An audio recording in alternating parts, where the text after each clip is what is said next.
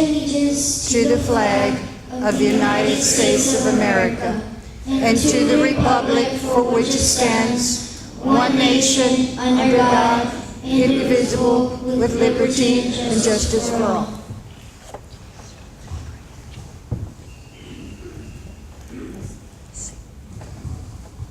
Oh, say, can you see by the dawn's early light what so proudly we hailed at the twilight's last gleaming, whose broad stripes and bright stars through the perilous fight for the ramparts we watched were so gallantly sinking, and the rocket's red glare, the bombs bursting in air, gave proof through the night that our flag was still there.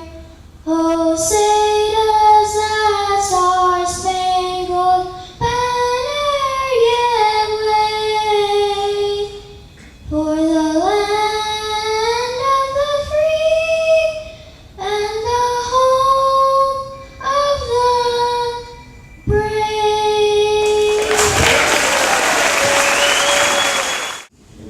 As I would like you to give a warm welcome to a man that we all know and recognize, a person that I give my check to every Sunday, Monsignor Juan Nicolau, who will offer tonight's invocation.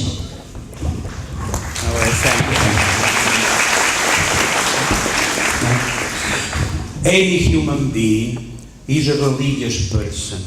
We believe in something or somebody or higher power.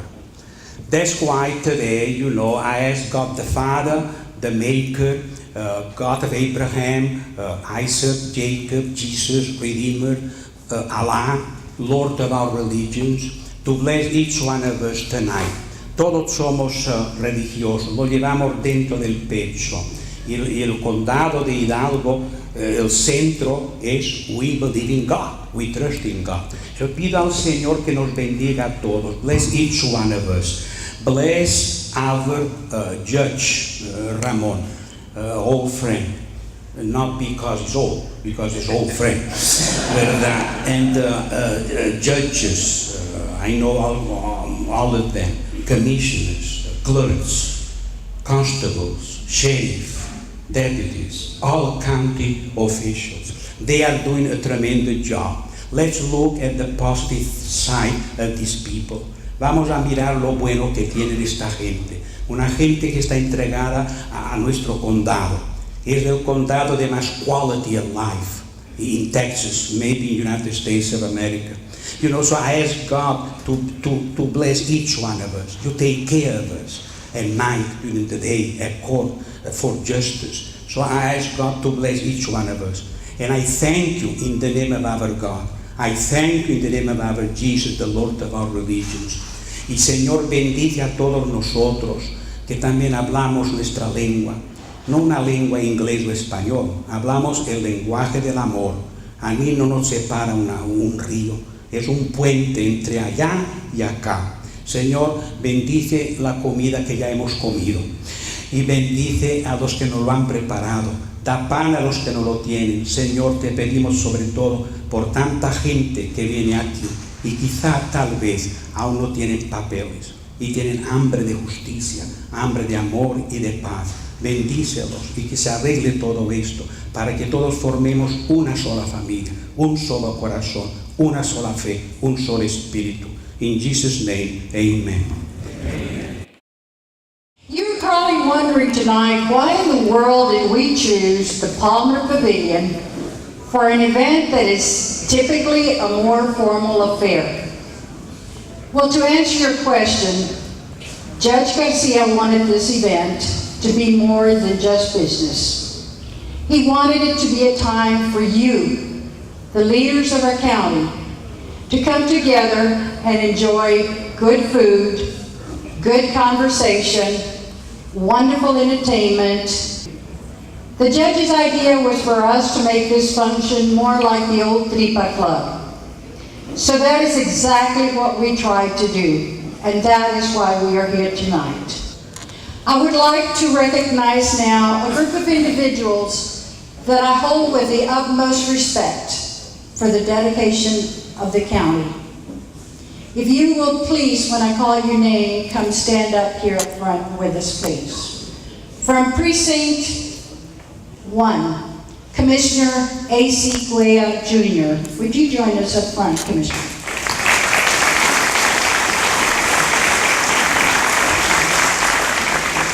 Commissioner Guaya, of course, from Precinct 1, hails us from the eastern part of our county. Yes, sir. Precinct 2, the Dean of Commissioners Court, Commissioner Hector Tito Palacios.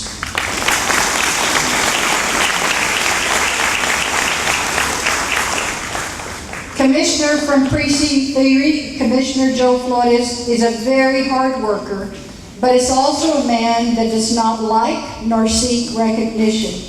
But we honor him tonight also.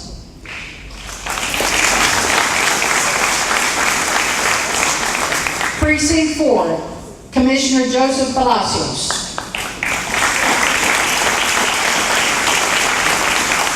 The youngest in the group. And of course, my boss, Judge Ramon Garcia. Judge, would you join?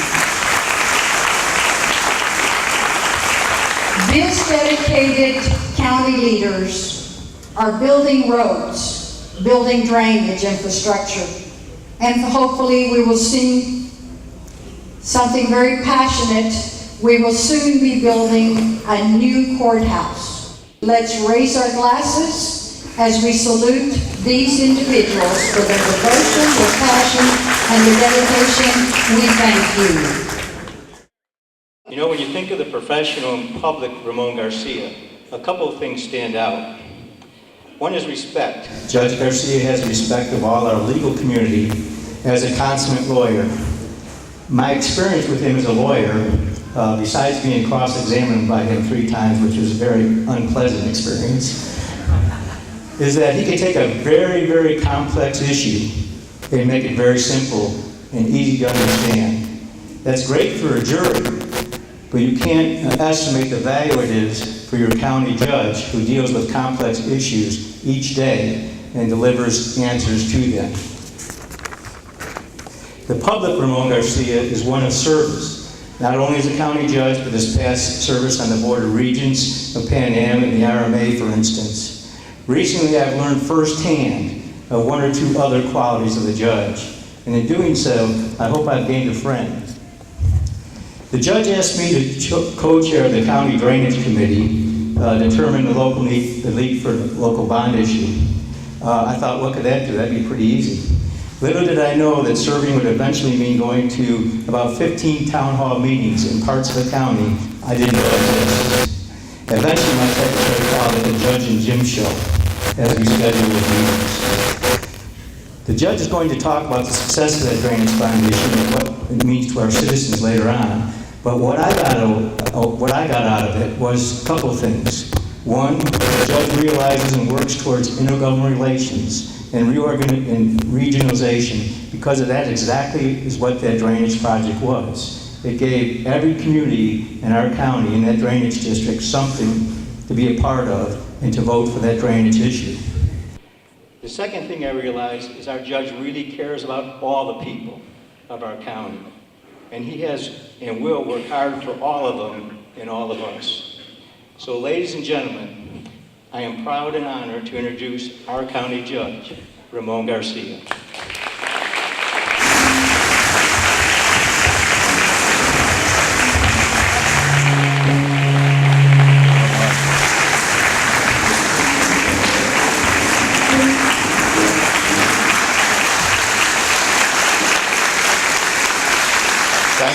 Thank you very, very much for, first of all, Jim, thank you for that very kind introduction. And I sincerely consider it an honor to be serving and having been elected as your county judge. I can't think of anything else that would give me the kind of personal satisfaction that being your county judge has. So thank you very much for being here this evening and caring enough about our county, our community, to be here. Every one of these tables has some elected official, whether it's a city, school board, county, but everybody here this evening represents the leadership of our county community. And I know that every one of us that have to run for office are envious of my friend, Jim Darling, mayor-to-be. I mean, being able to run for mayor, as far as the history that we know McAllen has had, of contentious political rivalries, etc., and political fights, he announces and he walks in. That's incredible. That speaks very highly of the gentleman, and we do need to congratulate him because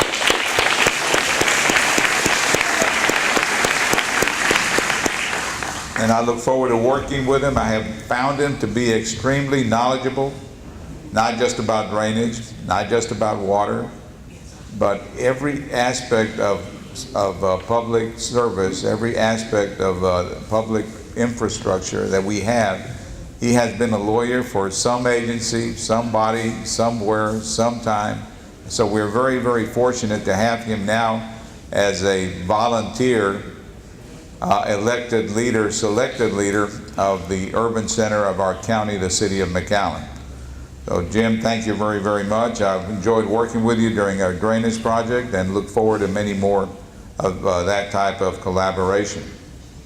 Tonight we come together to highlight our partnerships, our regionalization, and our collaborations. This year's theme is building for the future. And what we're really talking about is not just us and whatever amount of lifetime we may have left, but we're talking about the future generations. Such as that young man represents, the one that sang our national anthem when he did a beautiful job, Alex Ochoa, Jr.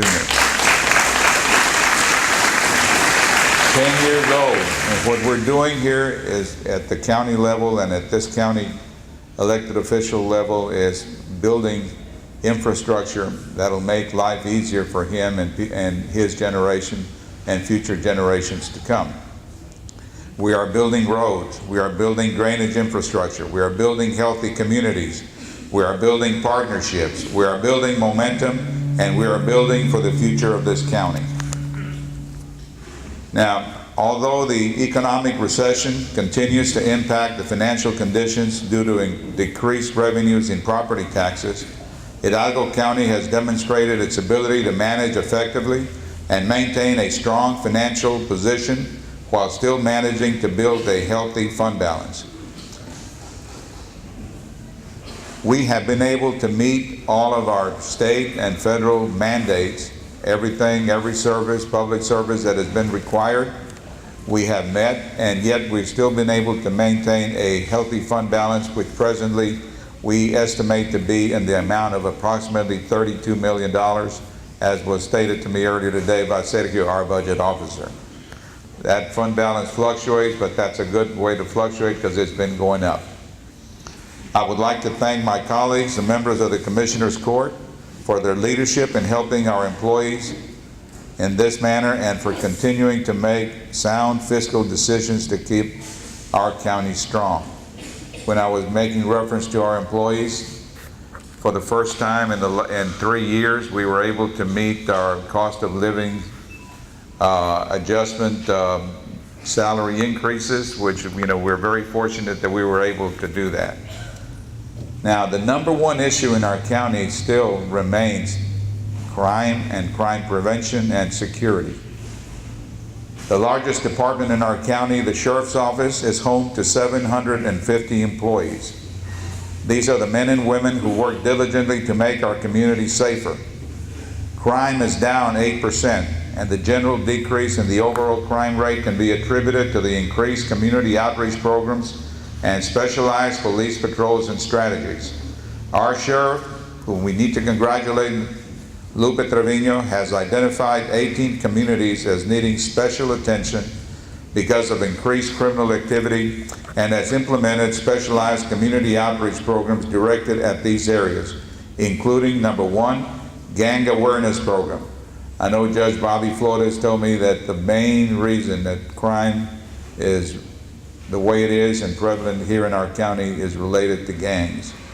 And he's an individual that sees it every day when he's got all these young men and women in front of him that he has to pass judgment on. Awareness, prevention, enforcement, APE, and the Domestic Abuse Intervention Specialist Unit. Specialized police patrol and strategies include Armed Robbery Task Force and Border Enforcement Unit. As a result of these strategic efforts, Hidalgo County remains one of the safest counties in the state of Texas. One of the safest counties in the state of Texas, despite the growing violence on the Mexican side of the border. Rural Hidalgo County has a lower overall crime rate than the major municipal metropolitan areas in Hidalgo County. As we look toward the future, we know that we will certainly encounter challenges that we must address, such as jail overcrowding. These challenges can serve as opportunities for us to continue coming together as leaders for the betterment of Hidalgo County. Opportunities to examine creative solutions that have been successfully implemented in other areas. The justice community, the legal community, the health community, the law enforcement community, and we as community leaders must come together to address these opportunities and to work for improving the safety, security, and well-being of our community.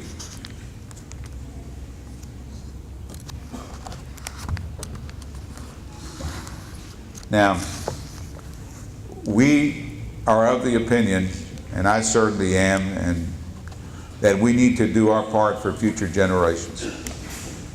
You know, we need to just think of the work that was done by former generations back when they started planning the infrastructure and putting it in place for what we now have and we now call and we now need to expand as Expressway Highway 83.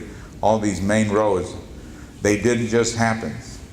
Some group, some committee, some individual that cared, that was a leader in our area, got people together to talk about the future needs of the county back in the 40s when it got started in the 50s.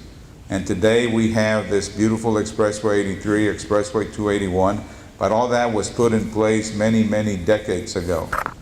We have our university, Pan American, 1927. That's when the leadership of this community, of this county community, went ahead and established the need for a higher education institution and created Pan American Junior College, which later became Pan American College, Pan American University, and now is University of Texas, Pan Am, and is about to incur significant, very significant changes that are going to hopefully benefit our community.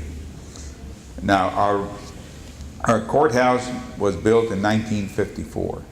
It was built for 3 courts.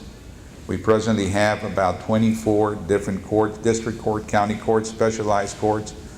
And well, as you know, we're starting to put modular buildings all around the courthouse to try to accommodate the need for space.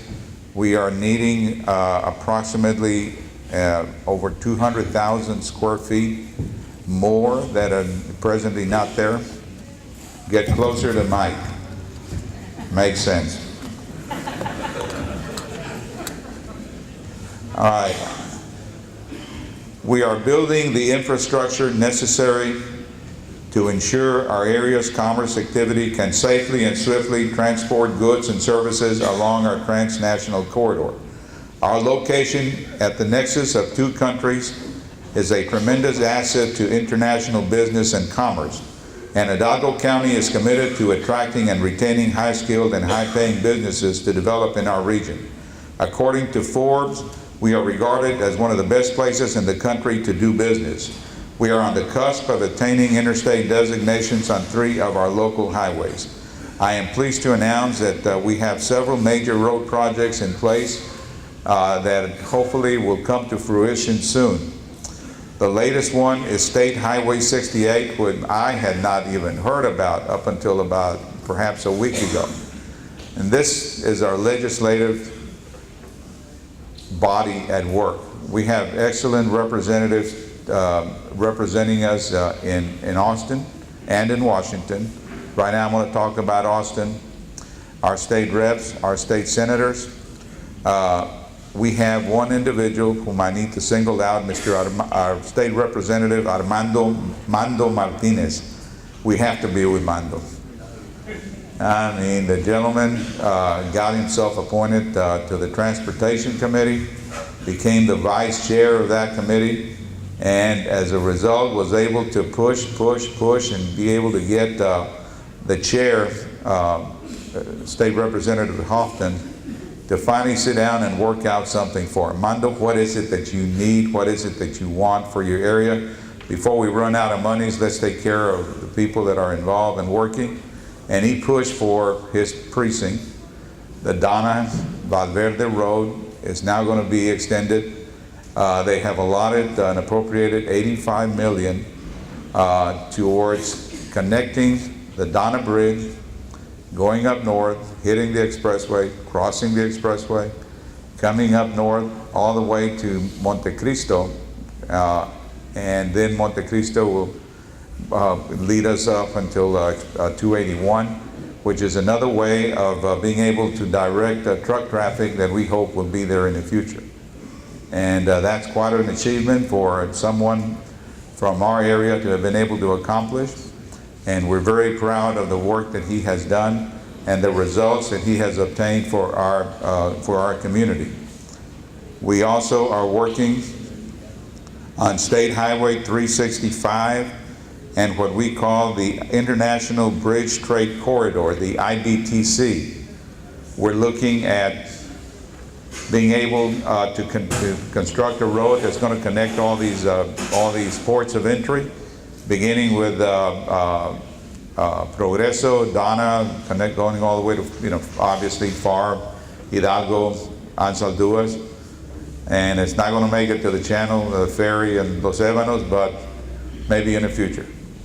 But those roads are clearly very realistic goals that we're trying to achieve and attain, and it's all as a result of the work of the leadership of this county and all the different boards, the Regional Mobility Authority, the County Commissioners Court, TxDOT, our representatives there, our very active engineering community that we have here in this county, all of them coming together to make a determination as to what the needs are and evaluate those needs and try to meet and address them.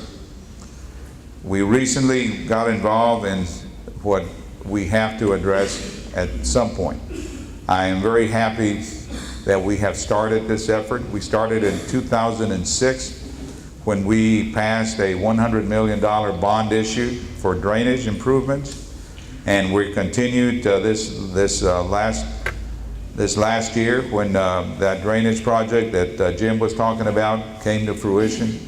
We had a bond issue where it's an incredible close to 75% of the voter turnout, and it was a big voter turnout, voted in favor of the drainage project. Why? Because our community understood the need and understood the fact that if we don't do it, it just will not get done, and we have to get it done now. We can no longer keep on kicking that proverbial can down the road.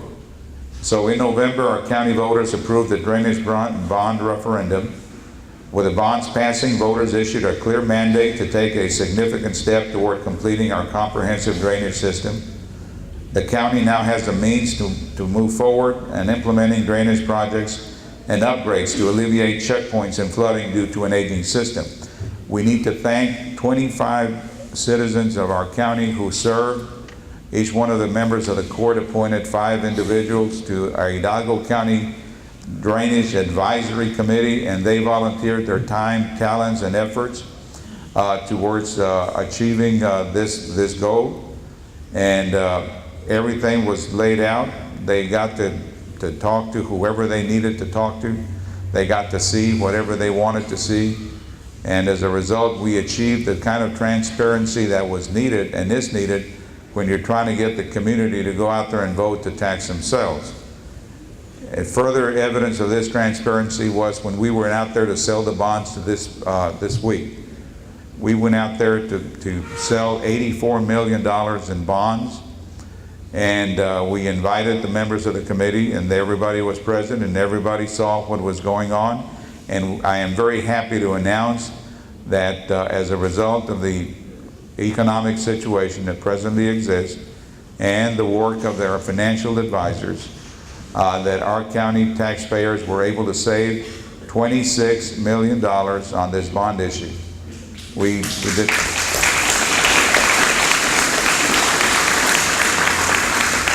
It's an incredible 2.8%. We were expecting it to be about 4%. So we were very happy with the outcome.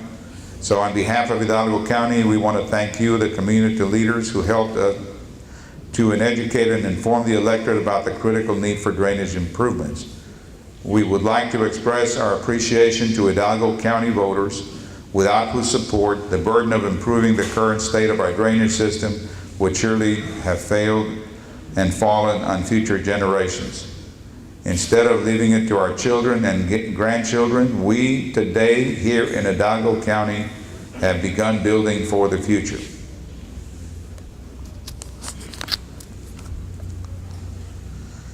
Now, things are happening, and we have some control, but not totally.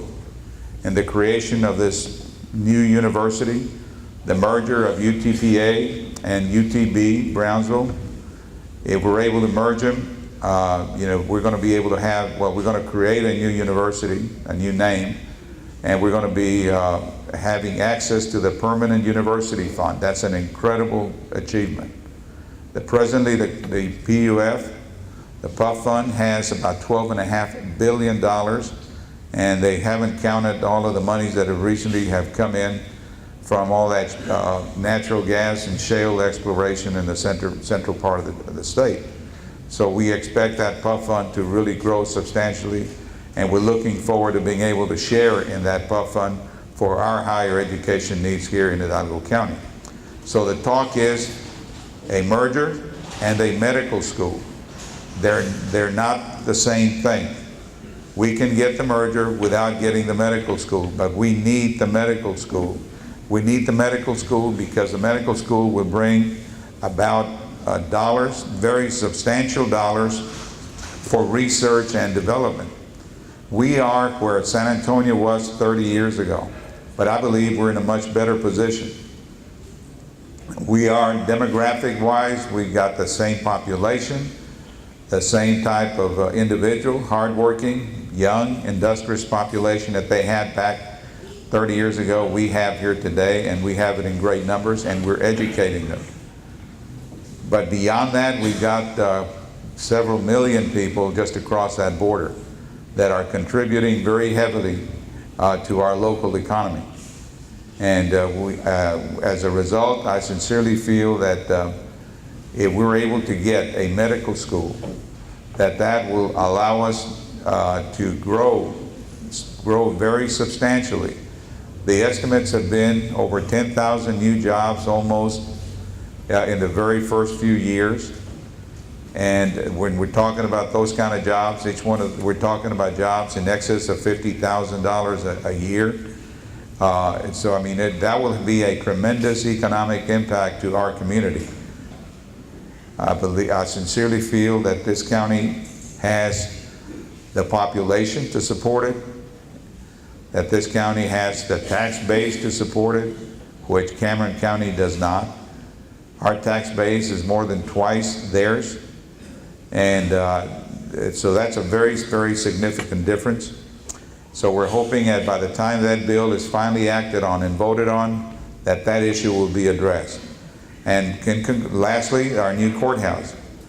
We need a new courthouse. Anybody who's been out there and has had anything to do with the courthouse clearly should understand that there is a need. We need to do something. We need to construct a new building that'll take us to the 22nd century.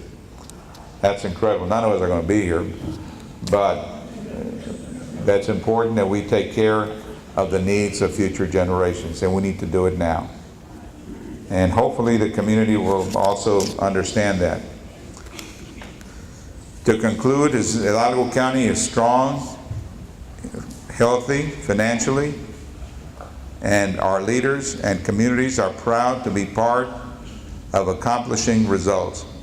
Together with each of you here tonight, we are building for the future of Hidalgo County. Thank you very much for making time to be here this evening.